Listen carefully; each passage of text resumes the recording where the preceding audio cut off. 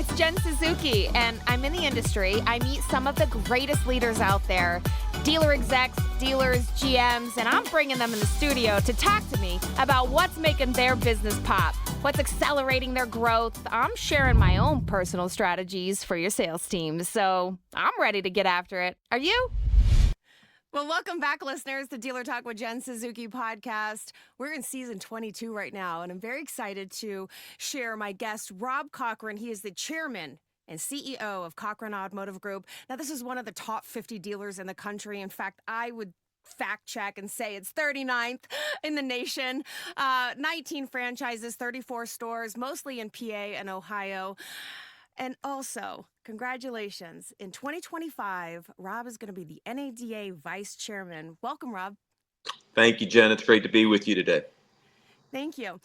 You've got a lot of tenure in the industry. We've got a lot of great leaders that are listening to this podcast, and your insights will be well received from everybody. I really want to hear a little bit about your perspective and your insights on the evolution that's happening right now in automotive.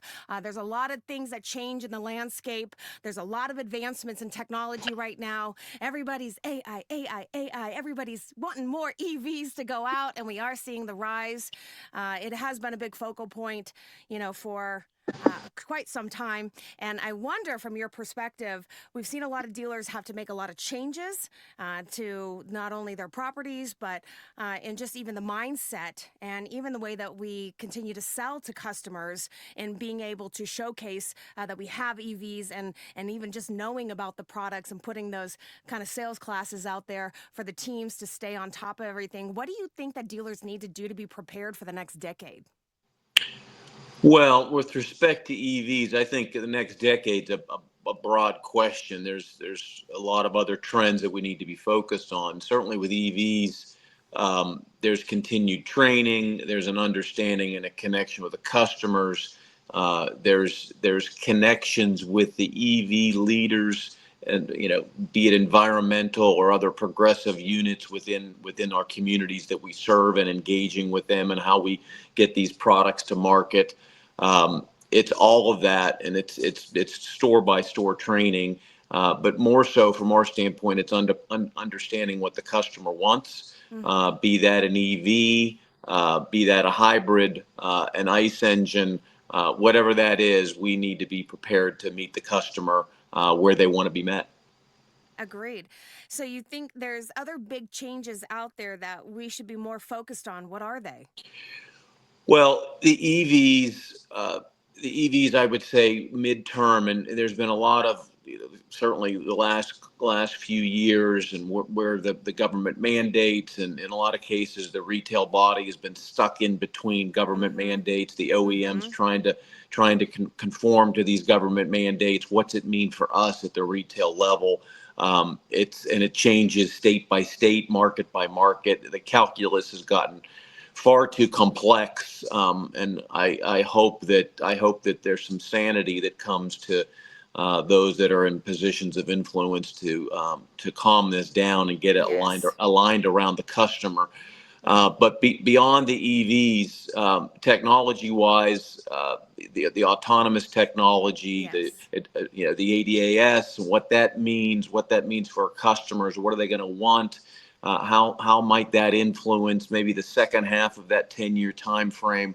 The continued digitalization of our industry, people shopping in whatever way they want, and there's been a little bit of a plateau, certainly as we came out of COVID, a plateau. People are coming into the showrooms, and I think we see that. But I'm not naive enough to think that that's just going to stay exactly the way it is in perpetuity.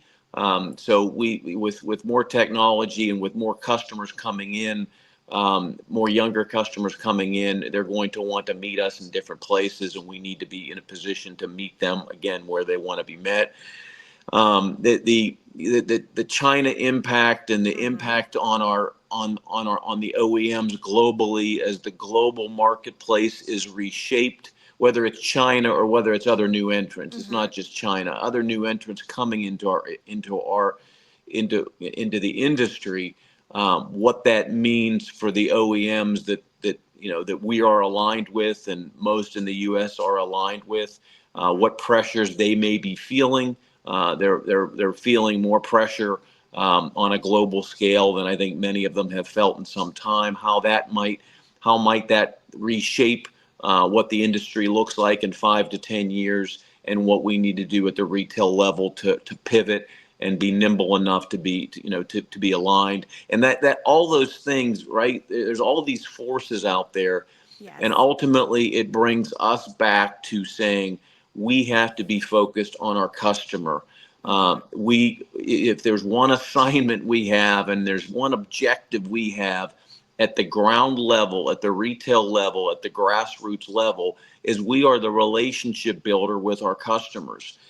So when we can do a more and more effective job at cultivating long-term trusting relationships with people in our markets, that is what our secret sauce is. So we need to be aware of all these trends, engaged with all these trends, and passionately fixated on establishing, nurturing, developing relationships with our customers.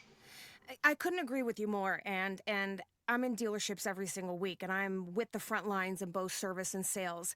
And I will tell you, lately, I've been very disappointed across the country in some of the things that I've experienced, not only as a consumer, but people that I know going out there to look for a car. And it doesn't matter, it's no single market in particular, but a lot of times it feels like concerning. I walk away a lot of times this entire last year thinking, what's going to happen to this industry?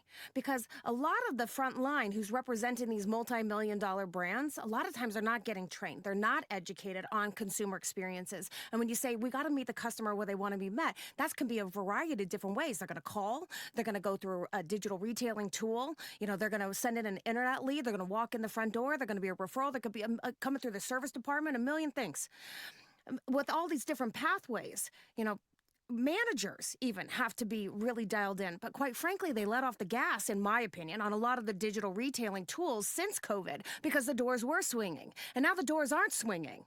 And in fact, I would say it's a lot less traffic during the weekdays, and people are resorting to more internet leads, more online tools, more contacting this way, and the arm's lengthening the dealer. I don't know if you've recognized some of these trends, but a lot of times these customers don't even get responded to. Or in many cases that I'm noticing a pickup on a trend here where dealers aren't giving customers information anymore over the phone. So they want them to forcing them to come in. And this is what's creating a bit of a wall, a barrier to entry.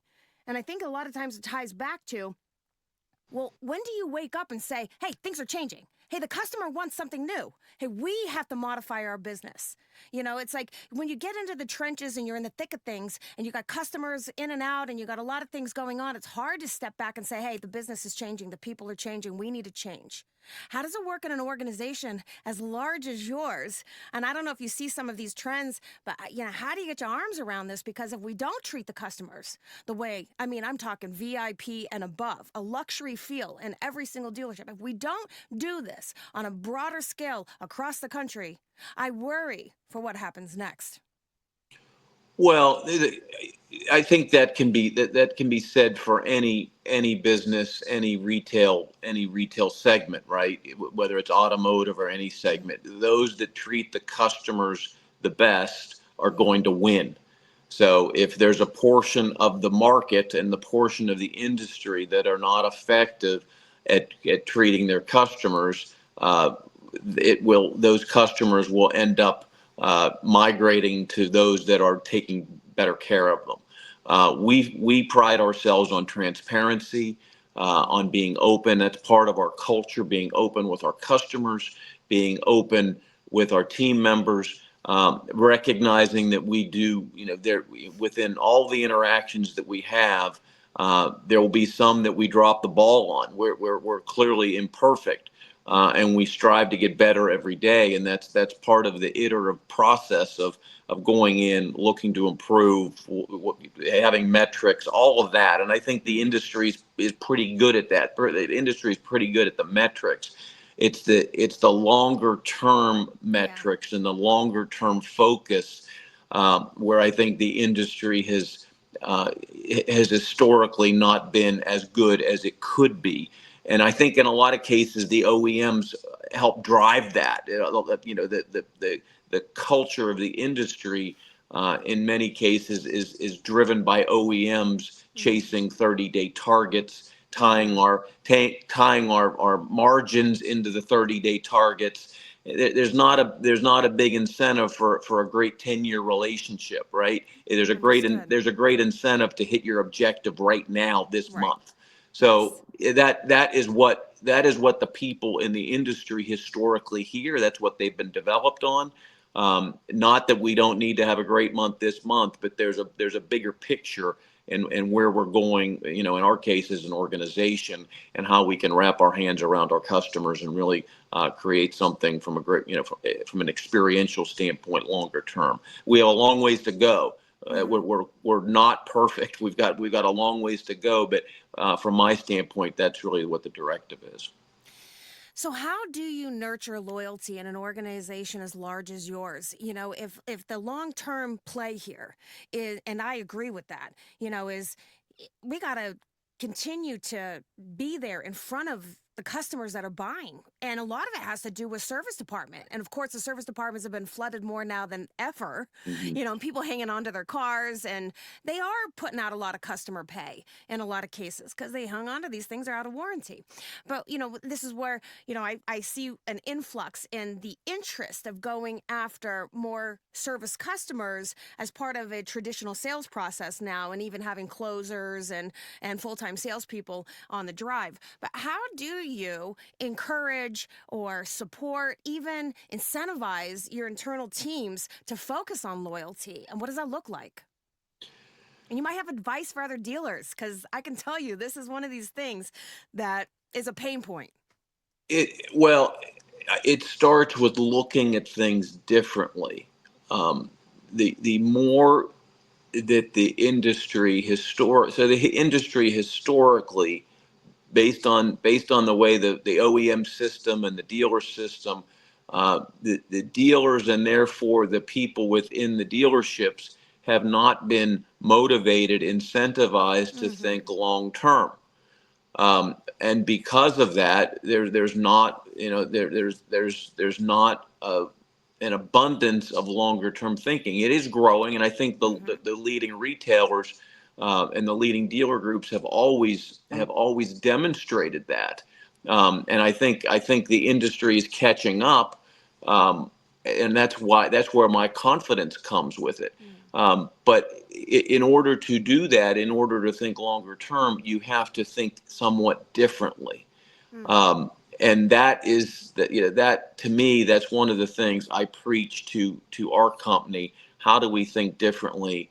How can you look at it from a different lens? How do we think longer term? What would the customer think if they're sitting at this table? Those types of questions, and how can that guide us to what our processes and our expectations should be as we go forward? It's not, when things slow down, we're kind of in this mode from Yeah. a sales standpoint where it's not as robust, certainly, as it was a year ago. It Mm-hmm. gets harder. It gets harder to do that. And any business needs to balance short-term needs with longer term visions and directions and strategies. And we're no different. Everybody's in that boat. But you have to have a thought as far as where the ship is attempting to be steered, and the people on the ship need to understand where it's attempting to be steered, so we can all be rowing in the same direction. Mm-hmm.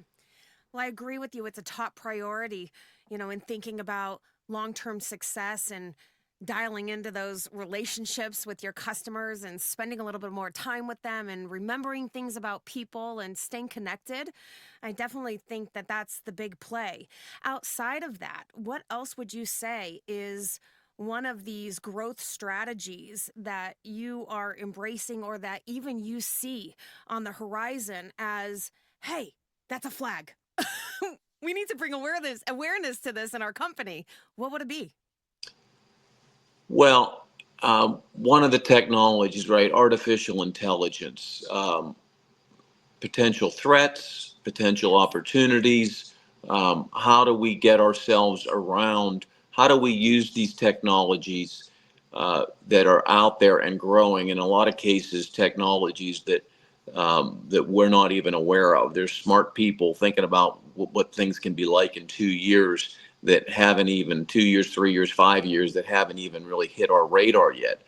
Mm. So that is important to us to be open, right? To be Mm-hmm. open, and yeah, as I look at leadership and management within our company, within the industry, that ability to be open to possibility on Yes. how these historic Mm-hmm. processes, that people grew up with, were trained with, and this is how you do these things. These historic processes could be, and in many cases will be, significantly disrupted by technologies on Agree. with artificial intelligence. Maybe not all of them. Maybe some that Yes. we think are going to be disrupted will stay the Mm-hmm. same. Maybe some that we think will stay the same will be disrupted.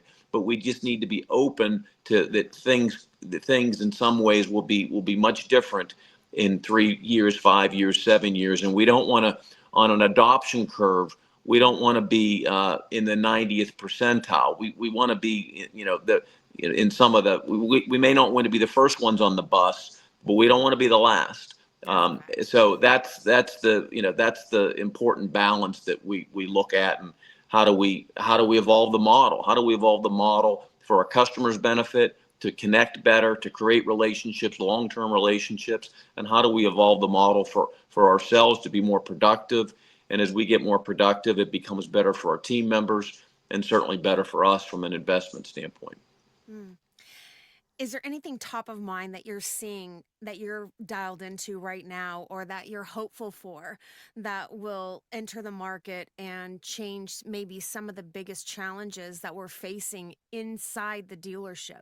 Maybe you've seen a technology that's starting to correct it, or that something that you're hopeful for, because you continuously see something repeat itself over and over and you're like, AI is coming in hot.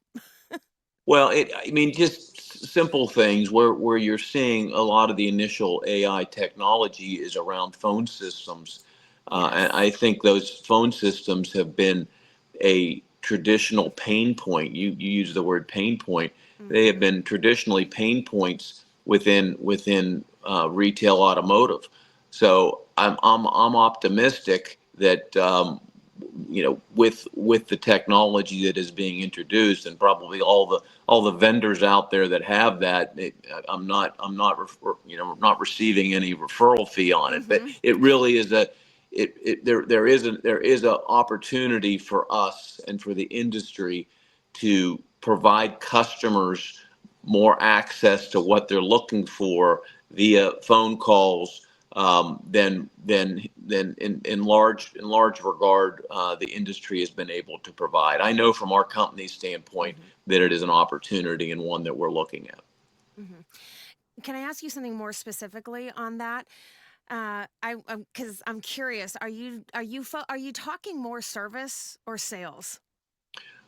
Well, initially probably service, but I think Mm-hmm. it applies in all. I think it applies um, that technology is going to have apply anywhere somebody is reaching out and speaking to Mm-hmm. people on the phone. Mm-hmm. So I think it has wide ranging implications over the next few years. Yeah, it's definitely something that I see as also a struggle. It's and in many ways, many pathways. So yes, I agree with you. There's definitely something on the horizon for a big disruption there, particularly in the way that customers are impacted when they don't get the information that they want. And I think Sure. that's what we're constantly trying to do is satisfy them. Status updates is a great example. Big complaint, not being communicated enough with. But if we can find a way to resolve that, yes, I agree. Yeah. Our customer is going to be a lot happier when we're more connected to them. Yeah, and it links, right, that technology, it links to the DMS providers that serve the market. Yes. and those products from the DMS providers need to evolve, and Mm. need to evolve more rapidly within the industry than they've historically evolved. We've been slow when you compare ourselves to other industries. We've been slow, and with it as dealers with what is available to us. It's been frustrating. So there is a charge. Yes. There's a charge to those that serve the industry to up their game, so those that are within the industry serving customers can be more effective at serving them. Hmm. Understood. In thinking about just your culture and your management leadership philosophies in your company, I know you have a lot of different locations and a lot of different management styles out there. I'm sure that you have your own unique challenges.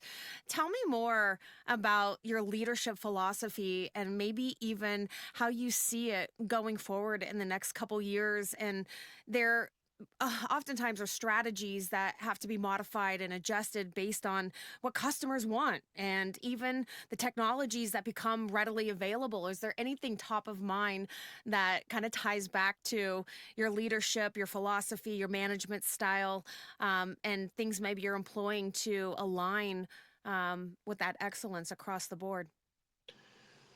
Well, I would think that if you were to describe the leadership style, the directives of our company, it would be one of transparency. It would be one of sharing with all of our team members where we're attempting to go, and it links back to a defined geography of Western Pennsylvania and and Eastern Ohio, the Youngstown market in Ohio. So we're not that we're densely configured into a fairly tight geography, and within that allows us to better optimize culture and people sharing and Mm-hmm. all that goes into that, as well as building a more effective uh, customer facing brand. So that really describes who we are and what we want to be, and within that brand and that culture, again, to develop the best long term relationships with our customers, and what goes into that: product selection, breadth of products, the depth of inventory, the convenience of locations, the breadth of services, whether it's collision repair services or glass services or anything that one could really want within their vehicle. That's what we aspire to be. So we feel good about what we've done. We've got a long way to go. I think our people, for the most part, understand the journey that they're on with us, and I think that goes a long way into being a credible company and a strong culture and a good brand. But we also, one of the things I like to think that we are is humble, and we are we do a lot of things that are wrong every day, and we have to work to make sure we don't repeat those mistakes. And so that's really is describing who we are. That's who we are. We get up, we fall down, we keep moving forward, and I think I'm proud of the progress we've made, and I'm excited about the future. Excellent. Thank you so much. I really appreciate you taking the time out today. I know you got a zillion things to do.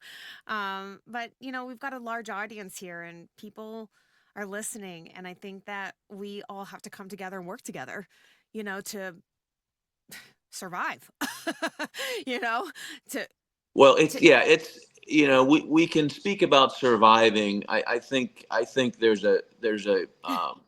there's a goal that is out there that is beyond surviving. mm, It's in optimizing, and it's in growing. There's a better future for all of us. It's not returning to some period of time that, oh, how great it was 5 years ago or 20 years ago. no. It's creating the best time that we've ever had in the industry. And I think that's out there. I think if we can look at it differently, and we can look at the forces that are out there, that we can work together and shape, and we can be aligned around our customers, Yes. and we can make our industry and the roles we have within the industry, roles that people can really come in and grow and realize all that they want out of their career, we've got something really special. And so that's what gets me excited. It's not just merely surviving, though. I get the It's I a get the career path. implication. It's creating something. It's creating something and building Hmm. something. And I think the industry has a lot of those people. Yeah. They have a lot of those people that are builders, that have helped us get to this point. Hmm. We have to build a little bit more quickly, as the forces will force us to. Yeah, I agree with you, and I do think that AI in particular is bound to disrupt in a very big way. And I see whether it's 5 years or it's the next 10 years, it's going to impact our world in a significant way. But the one thing that's always going to remain is that people really do feel a certain feeling when they see a new car, when they get to experience somebody that can provide them great customer service. Hmm. And it's something that we all kind of need, is to feel valued and appreciated and wanted and welcomed. And I think that if we can do a great job of that, nurturing not only customer experiences, but internal team member success, and that can be part of the career path that's provided for them. This has been a great industry for me. I started selling cars when I was 18. I've never left. I love this industry, and of course, I have high hopes. But I do know that we have to embrace uh, customers and their experiences and the way that they feel about us, because nobody's going to be in business if customers don't like the way they're treated. And we've got to make it easy for them. Yeah, if you're not treating your customers correctly, somebody else will treat them better. So Agreed. that has always been the case, and it always will be. And Yes. I agree that technology will play a larger and larger role, but the Yes. advantages that companies like ours have are, people may not want to engage with us on every interaction like maybe they were required to at a point, 5 or 10 years ago. With technology, they may be able to short circuit the system in a more efficient way and get their information, which is wonderful. But at some point, and in some cases, they're going to want to engage to Mm, better understand a situation, understand something with their definitely. product. Maybe it's a service issue, whatever it is. And that is what we provide. And we Yes. provide that, have historically provided that Mm. quite well. And that's my confidence in, it's Hmm. clearly my confidence in our company, but even just the industry in total. That's where it comes from, because we can do that well, when we're prepared to do that even better in the future. Love it. Thank you for the inspiration today, Rob. Really appreciate you. Thank you so much. Enjoyed it. Thank you. If you like these episodes and my sales game techniques, you should snatch up our latest dealer education program I'm hosting. It's called Jen's Remote Classes, and it's a 1-hour, once-a-week class with me alongside other dealerships, all pursuing the same end game to achieve top 10% status in your dealership. For more info, hit me up. All my contact info's in the show notes. I want to hear from you. And follow Dealer Talk with Jen Suzuki right now to get notified when episodes like this one drop. This is Jen on the podcast Dealer Talk with Jen Suzuki. See ya!